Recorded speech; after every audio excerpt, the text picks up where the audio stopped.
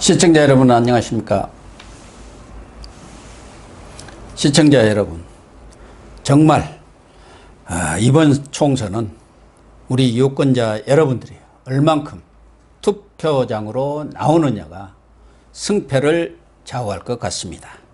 코로나19 영향으로 60대 이상 고령자 투표율이 떨어질 가능성이 매우 높은 데다가 재국민 선거인 8만 5천여 명도 투표를 못하게 되었고요. 거기다가 자가, 격리자, 그리고 코로나 확진자 한 10만여 명도 사실상 투표가 불가능한 상태입니다.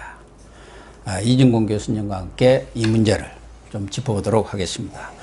이 교수님, 이번 총선은 지금 코로나19 이게 블랙홀이 돼가지고 모든 문재인 정권의 지난 3년간의 평가가 묻히는 그런 상황이 돼 있는데 어쨌든 이번 총선의 가장 핵심적인 것은 문재인 정권에 대한 심판 아니겠습니까? 3년간 어떻게 일을 했느냐.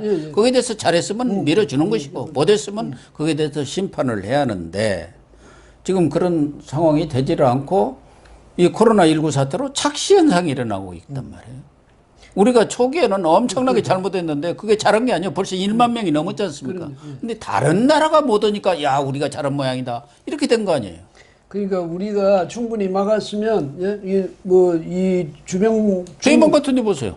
중국 주변국보다는 우리가 월등하게 지금 높아 있잖아요. 엄청나게 높죠. 대만 뭐 베트남 이런 데 없어요. 그런데 우리도 사전에 철저히 중국하고 여기서 오는 쪽을 막았으면 우리도 그 정도는 준수한 아주 그런 성적을 올릴 수 있었을 텐데 지금 말이죠. 우리는 이 주변국 중에서 그 중국 주위에 있는 국가 중에서 우리가 아주 유독 엄청나게 많고 지금 그러니까 오늘 0시 기준으로 하면 1만 62명이 됐습니다. 벌써. 이게 10,000명이 넘어버린 거예요. 그러니까 이렇게 됐는데도 이게 지금 잘했다는 거예요. 착시 현상 맞아. 국민들도 우리 미국이나 영국이나 독일이나 보다 우리가 낫네. 프랑스, 이탈리아 같은 경우는 지금 야간이라는데 이렇게 돼 있으니까 아까도 말씀하셨지만 정말 큰 문제는 이 중간 선거 형식 우리가 지금 그렇게 돼 있거든. 중간 선거는 중간 평가죠. 당연히 중간 평가가 돼야 되고 중간 심판이 돼. 정권자 심판이 돼야 되는데 이게 이제 코로나 심판이 돼 버렸어요. 블랙홀이 돼 보니까 이 코로나가 블랙홀이 돼 보니까 모든 이슈를 거기 다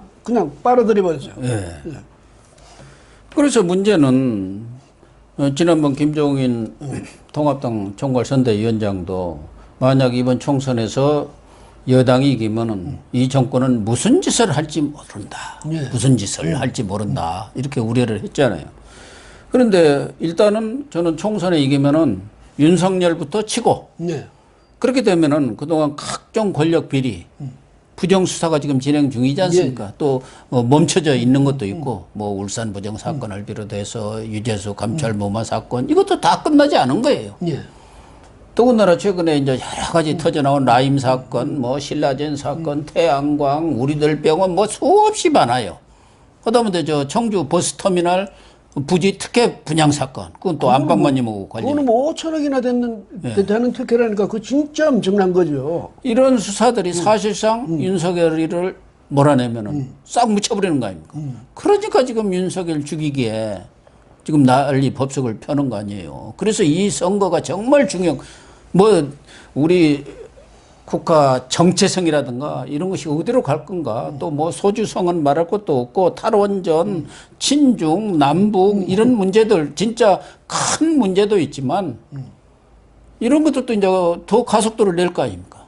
이 정권의 특징 중에 하나가 와글와글 떠들면 있었던 것도 없어지고 없었던 것도 있어진다고 생각하는 사람들이야. 그러니까 내가 무슨 잘못이 과오가 많지만은 이걸 자기들이 절대 이거 과오 아니야. 이거 잘한 거야. 이래버리면 잘한 거로 된다고 생각하는 사람들이거든. 이렇게 되니까 이제 이 만약에 총선에 저 사람들이 이겨버리면 봐! 국민이 우리를 인정해 준 거 아니야.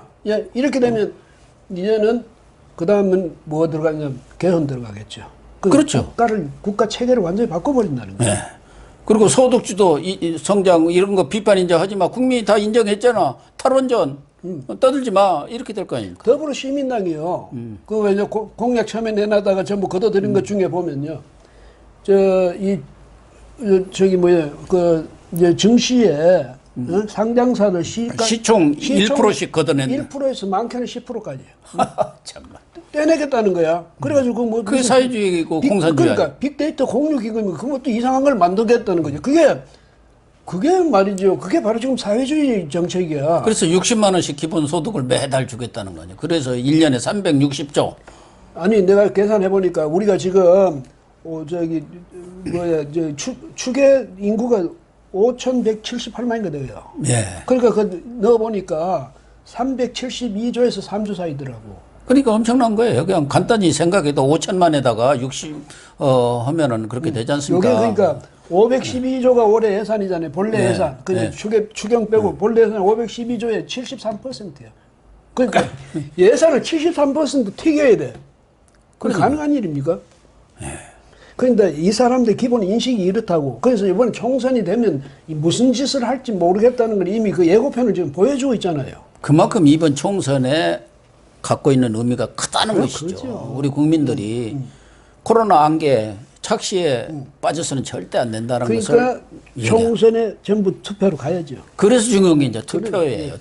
투표장으로 나가야 하는데 우선 지금 중앙선관위가 어제 발표한 게 있어요. 자신들이 이제 자체적으로 조사를 했더라고요. 그래서 투표를 반드시 하겠다. 이런 층이 72.7%. 그리고 가능한 투표를 하겠다가 20.9% 해가지고 그러니까 10명 중 9명은 투표를 하겠다는 생각을 갖고 있어요. 그런데 지난 2016년 선거 때도 보면은 그 바로 직전에 이렇게 조사를 했을 때 투표를 하겠다는 층이 한 76% 이렇게 나왔어요. 반드시 하겠다는 게. 근데 실제로 한 것은 58%예요. 그렇게 보면은 지금 72.7%면은 50대 초반 정도 투표율이 나오지 않겠느냐. 2016년에 비교를 하면 20대. 그런데 지금 코로나 이것 때문에 아무래도 가서 뭐 비닐 장갑도 껴야 하고 뭐 마스크 써야 하고 이런저런 것 때문에 이런 사람들이 많을 거란 말이에요. 그러니까 이제 우리가 이 코로나 이게 아니면 이 정부에 대한 심판론 이게 이제 부각이 돼가지고 그러면 어떻게 됐냐면 이제 만약에 자유우파 쪽에서는 이게 반드시 투표를 해야 된다 이런 분위기가 형성이 될 거라고 이렇게 되면 이제 이 투표율이 그쪽에서 높아질 텐데 만약에 지금 그 선거 이슈 자체가 지금 코로나에 파묻혀 버리고 또 밖에 나가서 뭐 선거할 때 여러 가지 이제 지금 절차가 복잡하잖아요. 그다음에 뭐 거리도 둬야 되고 뭐 해야 되고 이렇게 투표 용지도 50 몇 센치 돼가지고 위에서 아래 쳐다보려면은 상당한 시간을 소요해 오게 돼 있어요. 그러니까 이래서 어쩐지 또 이제 지금 말씀하신 대로 나이 든 사람들은 우선 뭐 거기 가서 위험 무릅쓰고 갈만해? 뭐 이제 이런 그렇죠. 식으로 생각이 일 수도 있는데 또 한편으로 제가 기대하는 거는 이제 60대 이상은 이게 고령층은 지금 내 건강 그거보다는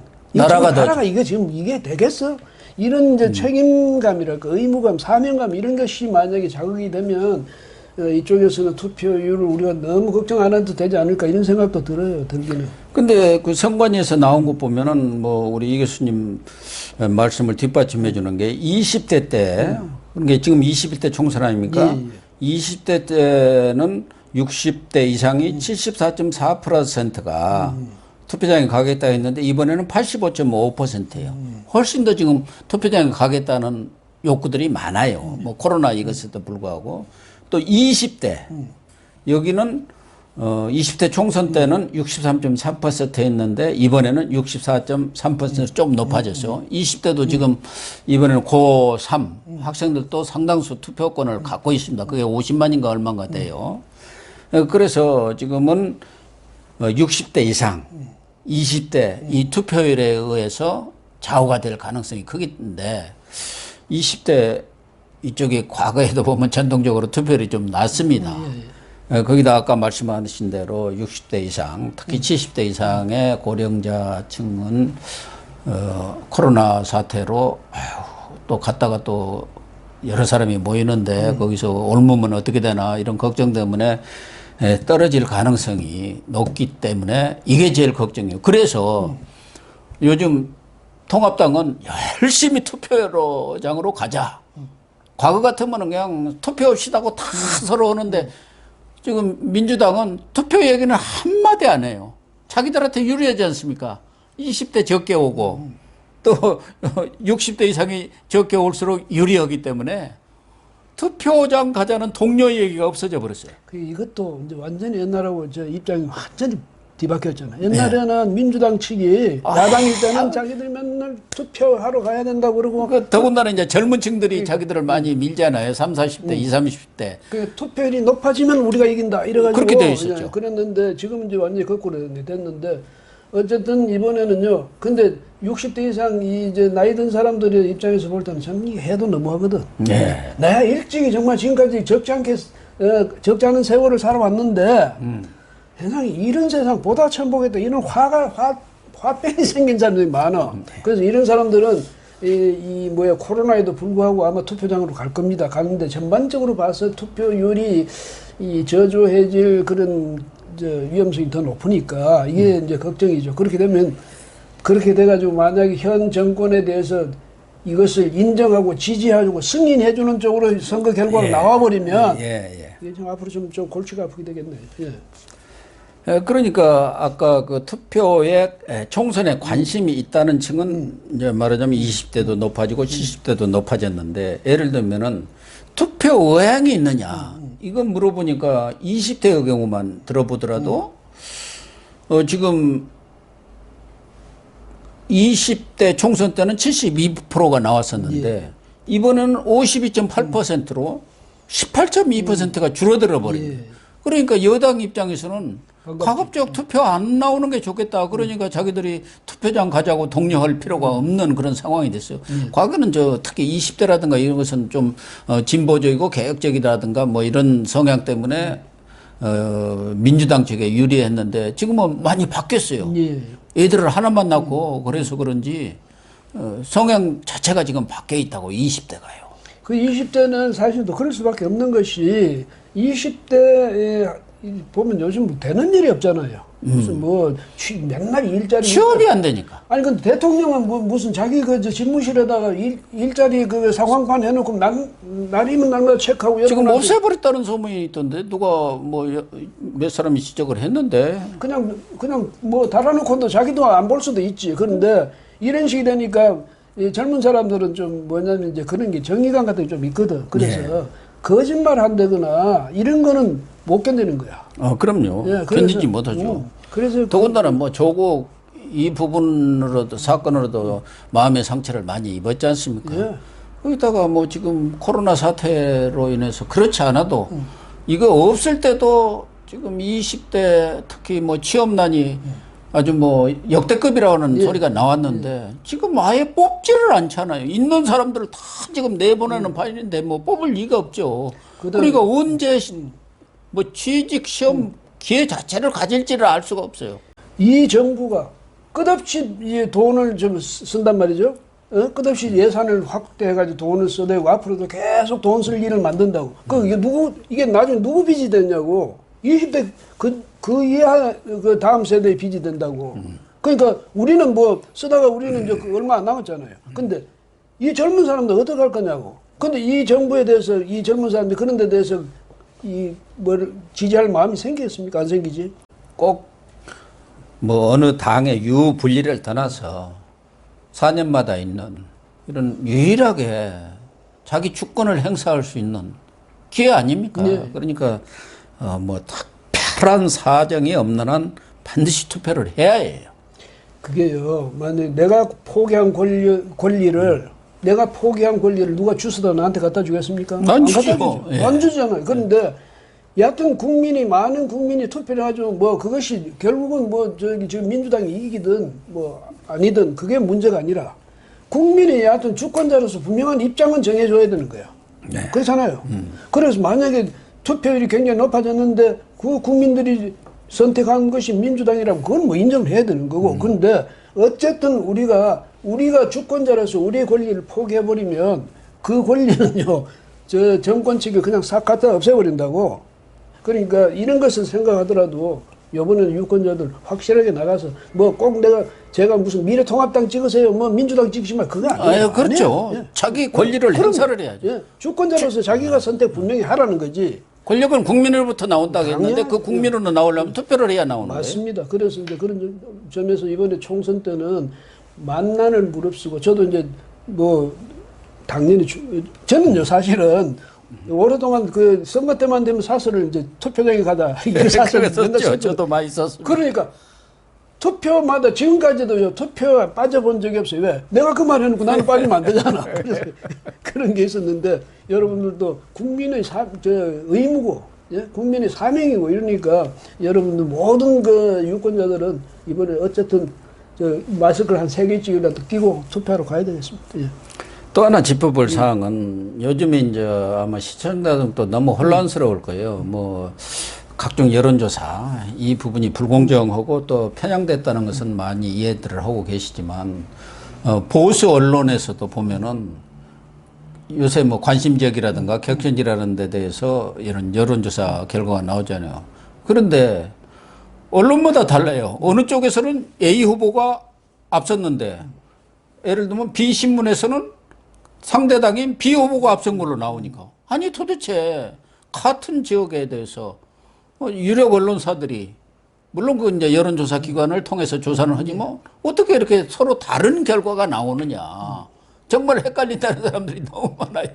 그렇죠. 그게 저도 그래요. 예, 근데 뭐 이 여론조사라는 것은 그야말로 추정치이지 이것이 정확한 뭐 수치적으로 이게 정확한 그건 아니죠. 그런데 문제는 표본을 이제 선택할 때 그러니까 표본을 모을 때 그 표본이 이 공정성이 있고 이게 과학적이냐 이런 걸 그렇죠. 따져야 되고 그게 이제 가장 또 중요한데 설문도 이거 바이어스가 없는 그야말로 공정한 그런 설문이 되어 있느냐 이제 여러 가지 기술적인 문제도 있을 거 아니에요. 근데 우리가 지금까지 하는 거 보면 솔직히 말해서 의도가 개입되어 있는 그런 인상을 많이 봤거든. 예, 그다음 또 하나 중요한 거는 이 여론조사 기관이 굉장히 많아요. 특히 선거 때는 엄청 많은데 이 여론조사 기관이 지금 이 대목이에요.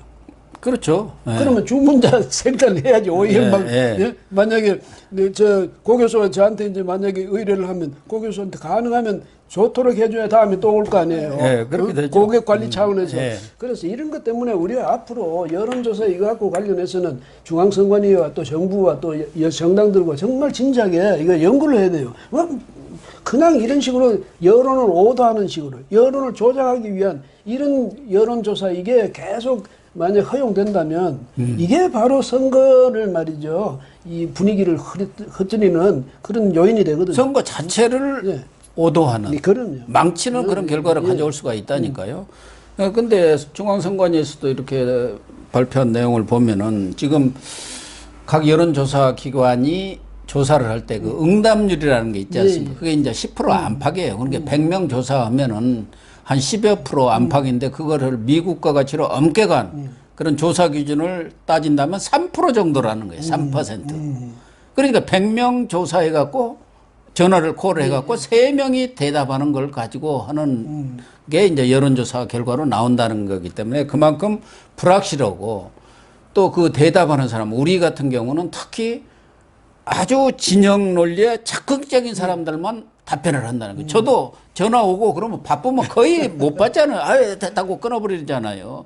그래서 지금 중도층이라든가 이런 사람들은 지금 거의 오면은 안 받아버리기 때문에 말하자면은 현재의 그 여론조사는 뭐 진보든 또 보수든 이런 쪽에 아주 적극적인 사람들만 받다 보니까 이렇게 오차가 많이 생기고 결과적으로도 아마 여론조사가 뒤집어지는 경우가 많이 나올 것이다. 그러니까 결국 중요한 것은 이 중도층의 표심들이 지금 어디로 갈 건가. 이게 13일 동안에 정해진다는 것이죠. 요 선거 과정 속에서 이제 마음을 정하는 거죠.